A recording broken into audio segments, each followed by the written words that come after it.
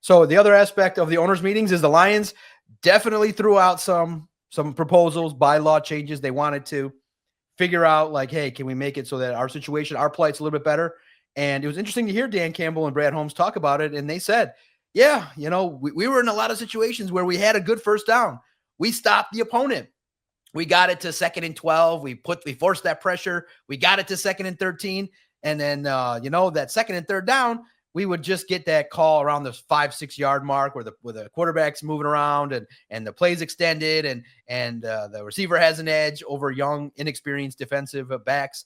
And they're like, man, let's just not make it. So let's just replay the down and make it so that it's not an automatic first down when a defensive hold takes place. But that proposal did not get approved by the league. It got shot down. And you recognize, okay, other rules that the Lions kind of looked at are going to continue to be talked about. I think that's interesting in regards to the idea that you go by record.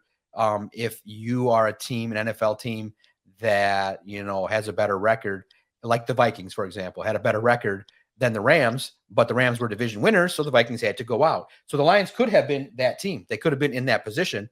So the Lions wanted to make it so that, teams that are playing a first place schedule maybe aren't as punished as much as teams that are playing a worse schedule but end up winning and playing in a worse conference, in a worse division as well. So that is going to be continued to be talked about. So that's going to be interesting to look at as well. But, as they say, the Terry Arnold rule gets shot down. What's your reaction? Do you think that this was a situation in which the league was, maybe the owners understand that there's a value in passing the offense? It's so slanted. And look, I look at it like you always follow the money. You're paying quarterbacks 50, 60, pretty soon 70, 80 million. Word to the wise, make sure you raise a quarterback when you are blessed to have kids in a family. Make sure that that's probably pretty soon, in your time, it might end up being where a quarterback makes $100 million a year. And so you better get him in those passing camps right away. But if you're making that investment and you're throwing the ball, you want the reward for as many opportunities that you can to, utilize advantages that you have. And right now the passing offense is far ahead of a lot of defenses right now. What's your reaction to the Lions proposals and kind of what they threw out there? And this one getting shut down. The Lions did not lobby good enough. Maybe they need to hire you as a lobbyist to get out there and tell these owners, hey, here's why the Lions could have benefited, but here's why you can benefit as well. So sorry, Terrion, sorry, Ennis, sorry, DJ Reed.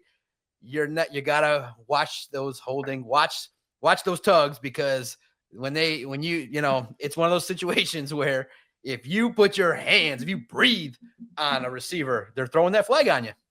Yeah, I mean, look, I get why they proposed it. I think that obviously is very relevant to them, but I think that their defensive scheme just isn't like, I don't know. I just don't think that enough teams were affected enough by it to get a strong. I mean, you need it's not like a 50-50 thing. You need 24 teams to vote in favor of it to get it to pass, and I just don't think that it really had strong enough legs to stand on in terms of enough of the league feeling like they were affected by this. I mean, Dan Campbell makes a strong argument when you talk about getting a team into 3rd and 13 and you're playing physical and you get that 5-yard contact window and then contact happens 6 yards off the ball and it's a penalty and the corner is away from the ball because it's a play action play going the other way. Like, I get it. I just don't think that the enough of the league feels that way to get it to change. And then it's tough for the Lions, obviously, because they're really the ones that are affected by it the most. But unfortunately, they just didn't have enough sway with the entire league. I do think maybe the schedule one's got a chance now that they're tabling, the playoff seeding one's got enough of a chance because they're tabling it and they're going to discuss it later in the offseason. So I think maybe that one's got a little bit more of a chance than I initially thought. I like it. I like the idea of seeding the playoffs based on who has the best record, but I think that the other element that maybe gets ignored, and Dan Campbell did acknowledge it, is you've got teams that that finished at 4th place last year who are playing a last place schedule, and as a result, their record is better than a first place team that plays a first place schedule. So, I mean, those are all elements to consider. I think as of right now, I would be in the yes camp, but I don't see it passing. I like the idea. I just don't think like the defensive holding penalty. I just don't think it's going to have enough sway across the entire league to get it to pass, because this is an issue that when you listen to some of the other coaches talk about it, they're like, yeah, this is an issue we talk about I think Sean Payton said every 6 years this comes up. And he said he hopes to be talking about it 6 years from now. So I don't think it passes, but that doesn't mean I'm against it.